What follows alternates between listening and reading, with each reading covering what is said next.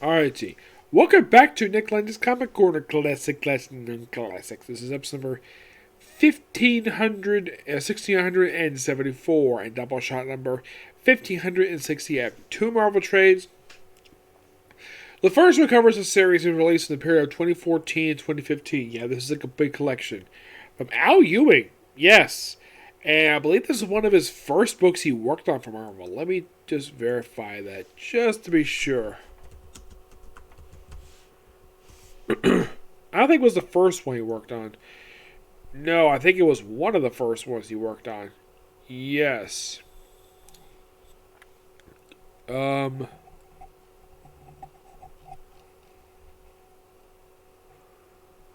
worked on for Marvel, that is, yes. Oh yeah, it definitely was one of the first books he worked on.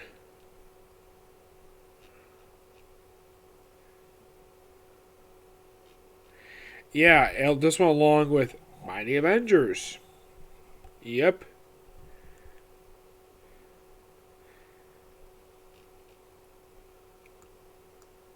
Yeah. It's something that's actually one of the first two books he worked on along with... Well, he also worked on Mighty Avengers, which I have covered that run. It's really good, by the way. Yep.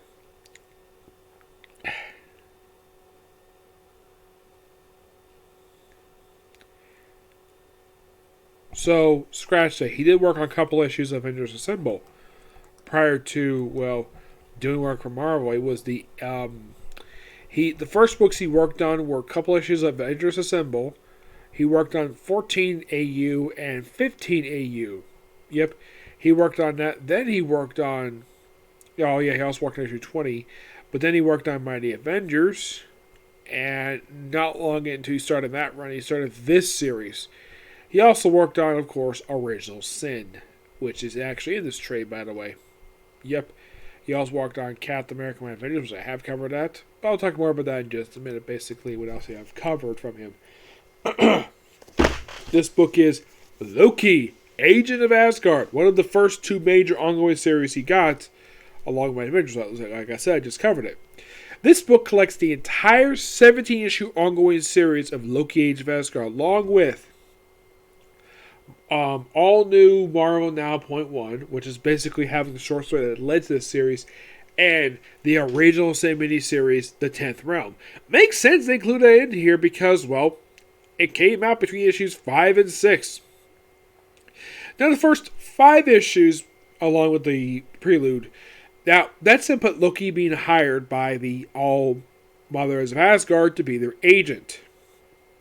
And he's getting first assignment. His first assignment is to go get Stuttgart. Yep, that is literally his first assignment. Go get Stuttgart. He's given a sword, and he's off to retrieve him. And Lorelei, Enchantress' sister. Yep, that's literally the story arc of the very first 5 issues.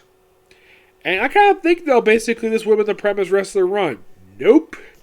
Because then was the awesomeness that was 10th Realm miniseries, which was really good, by the way. Yep. Now, I thoroughly enjoyed it. Of course, the whole point of that miniseries was to pretty much set up the debut. Basically, it led to the revelation that Angela is Thor and Loki's sister. Now, issues 6 and 7 is a quick two-parter that basically explains Loki's in Latveria, and basically kind of explains how he was able to be recruited into the Astonishing Avengers led by Magneto. Yep. It just basically details him being here and pretty much what he was up to just prior to events of Access. Yep. And issue 17 is him being recruited to join. Of course, this book is also the first appearance of the character Verily Williams, who's in this very series, and I will get to more about that in just a minute. Yep. And then after that, we had a 3-parter. Each cover is a homage to a classic comic book. Issue 8. This here is a homage to Giant Size X-Men #1. The first appearance of these characters. John Prounstar Thunderbird, who actually died a couple of shifts after his debut, though he did just recently came back in the finale for Inferno. Colossus, Nightcrawler, and Storm all made their debut in Giant X #1. You probably thinking, did Wolverine make his first appearance there? No, his first appearance was actually in Incredible Hulk 180 and 181. Yep. Oh, by the way, the thing with these issues is basically explains, well, Loki's role in Events of Access, where he goes up to his brother. And here's issue 9. Now, you're probably thinking, this cover looks very familiar. Yes, this is a homage to Journey to Mystery number 85. At the time, the first modern appearance of Loki. The original cover was done by the late Jack the King Kirby. This cover is a homage to that very cover. And Thor is taking the place of Loki in this cover.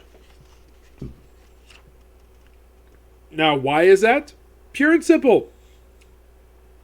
Thor, this is actually the unworthy Thor, by the way. Yeah, they actually call him the unworthy Thor, but he's simply called Odin's in here. And, well, yeah, he's taking place of Loki on the original cover. It was Loki who was towering over that. Issue 10 is not homage to anything as far as I can tell. Just Kid Loki. It's kind of weird though. 8 and 9 homages to classic covers. And this one isn't. 10 is not. Nope. Is not. Yeah. 10 has pretty much nothing to do with the events of Access per se. It's mostly what happened next. Where it was revealed in these issues that this Loki killed Kid Loki. Yep. Also, I should point out, though, a lot of these issues are drawn by Lee Garbutt. The only issues that are not drawn by him is March Access issues, which is basically issues 6 and 7, done by Jorge Laquillo. Yes. Now, 10 basically leads into the Last Days stuff, where the whole thing of Loki being revealed. This Loki, who is actually an adult version of the Kid Loki, who, by the way, this guy still continually appears to this very day. I'll get to more of that soon. So, he confesses that he killed Kid Loki. Thor is upset with this. Everybody chastises him except for Sif for some reason. And then that sort of leads the events of the Last Days, which of course has been retconned thanks to the aftermath of Secret Wars. Yep, and Verily Williams apparently dies toward the end of the series, but don't worry, she comes back. Don't worry. And Loki goes to a door and says, "Come on, me, we'll do something." And that was the end of the series. Yep, 17 issues released over the course of about a year and a half. Damn good book, and I love this book, especially when it was coming out. This book is really good. I give this book a 10 out of 10. It's a damn good book. Al Ewing did an absolute great job with this book. Now, here's the weird thing, though. Oh, yeah, by the way, Al Ewing, after this book wrapped up, he also worked on Captain Britain Mighty Defenders, which was the brief replacement for Captain America, Captain Britain Mighty Defenders. He worked on, after Secret Wars, he got New Avengers and Contest of Champions, along with Ultimates. He worked on 2 volumes of Ultimates. And he also worked on the Civil War II Ulysses Infinite comic. And then after New Avengers ended, then he worked on Ultimates 2 and US Avengers, which both books didn't last very long. He also got Royals, which I haven't cut the book yet. There's also Rocket, Ultimates 100. He was a co-writer for No Surrender, a really good storyline in the pages of Avengers, working on the ending for Thanos. You Are Deadpool. He was the long-running writer for Immortal Hulk, which he wrote pretty much the entire series. He also wrote Infinity War's Warhammer. And by the way, I have pretty much covered most of this guy's era for Marvel. He did Crypt of Shadows, which I have not reviewed yet. Defender's Best Defense, I have reviewed that one. Yes, I have. He did Over Home. He wrote Secret Warps Angels, The Aftermath War of the Realms. He co-wrote some issues of Valkyrie Jane Foster.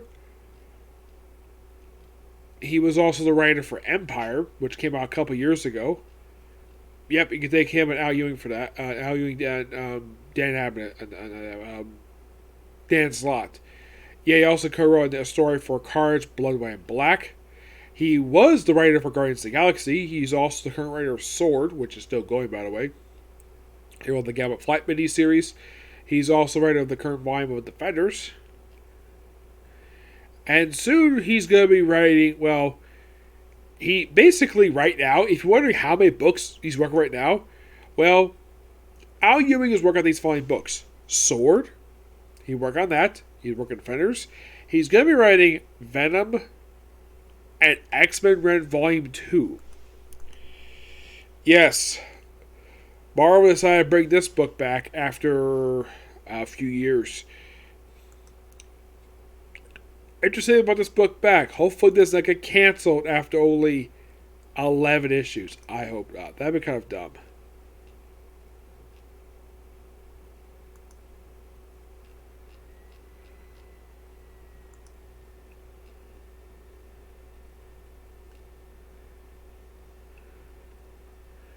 Yeah. But in the case what happens to Loki afterwards, after Secret Wars, well, what happens with Loki after this particular series ends, you might ask? Well, he didn't do a lot. He did get a few more ongoing series afterwards. Oh, yes. He did. He got both Loki. He got the book that came out a few years after one, the short-lived Loki ongoing series. But that was not it for Loki himself. Oh, no. Yeah.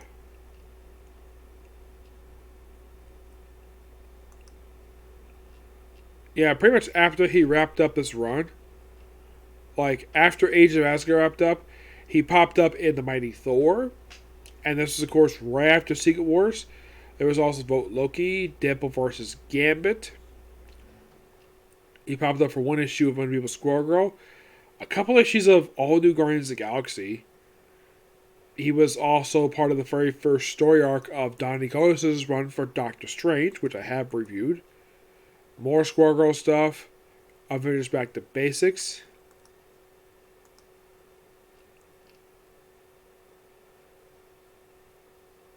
Yeah, virtual reality stuff. Yep. He was also he was part of the Jason Aaron run for Thor. He was heavily featured in that. And of course, also after the events of War of the Realms, he got a very brief series. He also featured Wolverine Penalty Watch, which was quite interesting. He got a short-lived ongoing series. He's occasionally guest on the pages of the current volume for Thor by Donny Cates.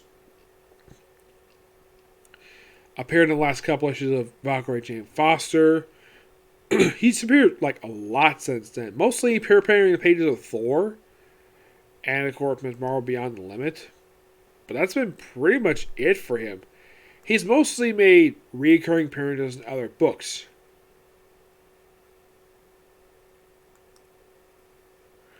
Yeah, that's simply what Loki's been up to. Just being a recurring character, but mostly in Thor and a lot of Thor books. Yeah. In the case of Verily, she came back toward the end of the short-lived Loki ongoing series, and she's not been seen since then. Oh yeah, she comes back toward the very end of the book.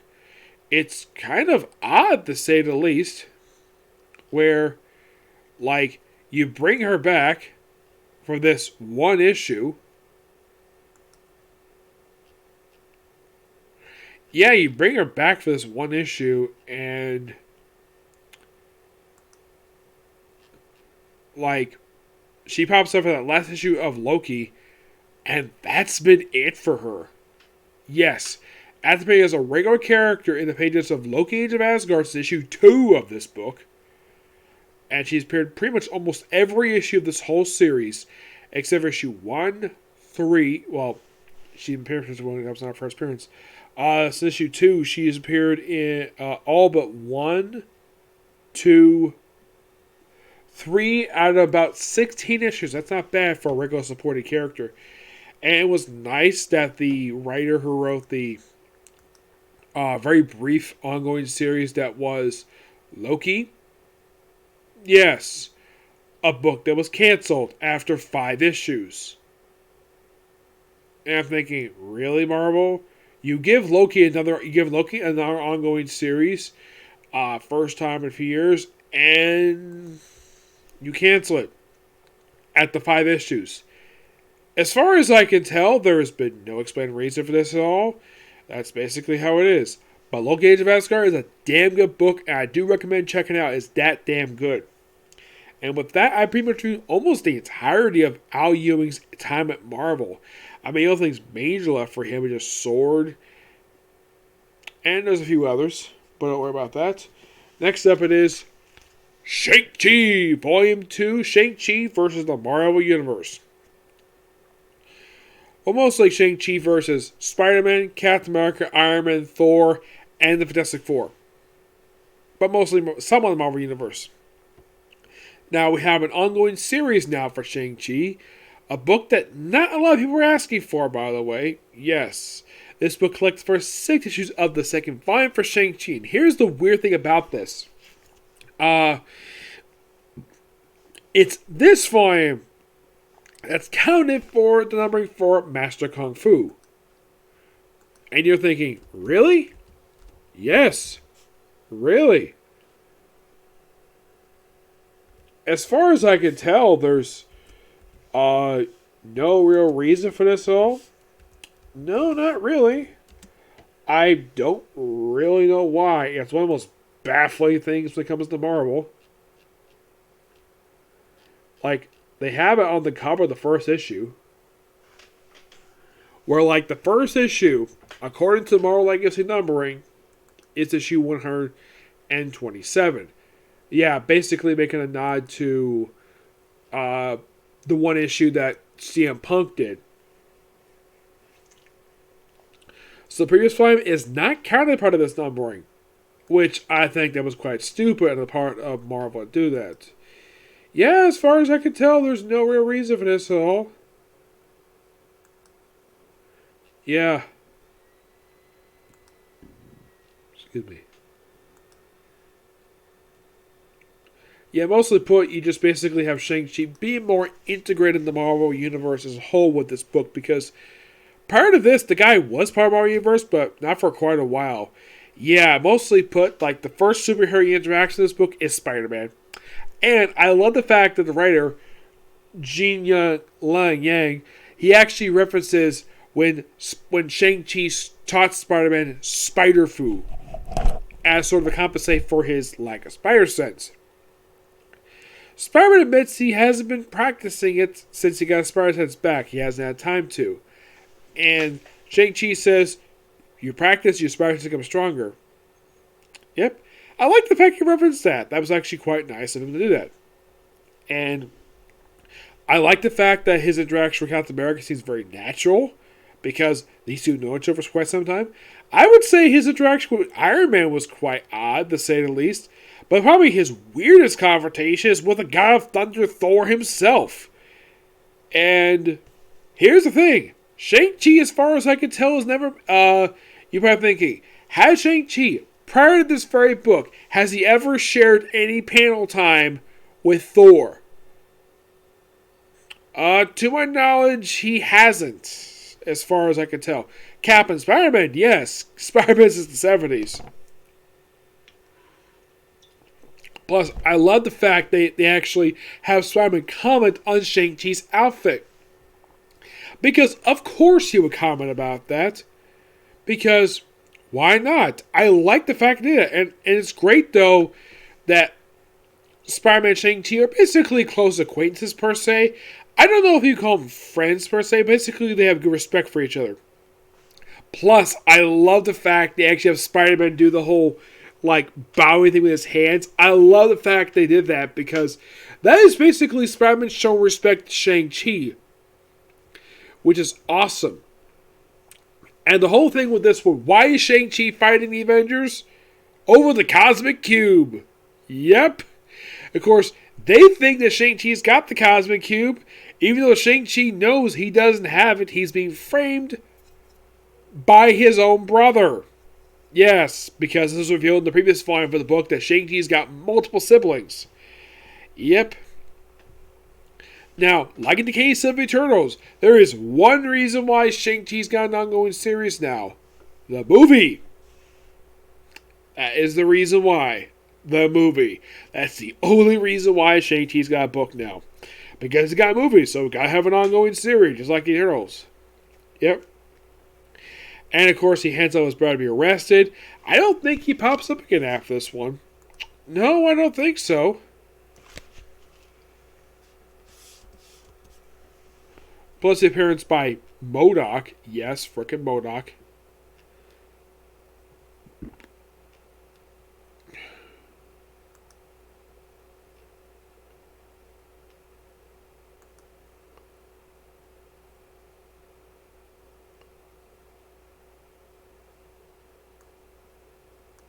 Yeah. Plus, I love the fact that Shang-Chi's sister has actually have a small role in this book. Yes, his sister. Well, not that one. Which, of course, he's referred to as your supreme commander in the book, even though he has some not to in the public. And oh yeah, it's Esme. Yeah, great character. This one is. Call her sister Dagger.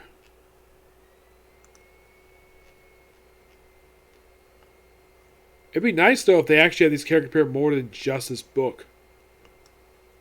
Yeah, and by the way, his own sister refers to him as Brother Hand.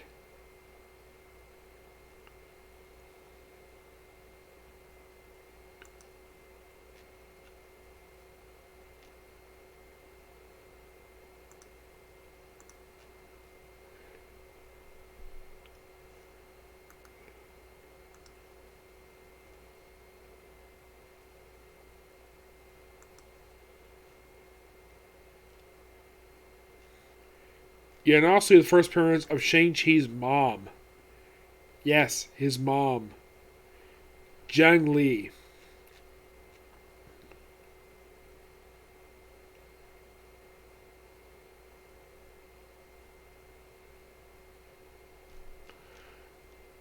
And but right here, the reason why and that this character was created, the movie. Yep, she's based upon the movie version of the character. Yep. I was like, huh, that's interesting. Yes.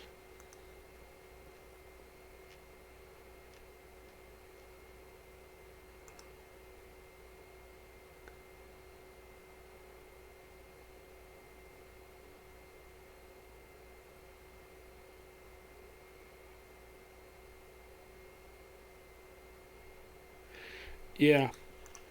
But in the case of this book, it's actually pretty good. This was pretty enjoyable.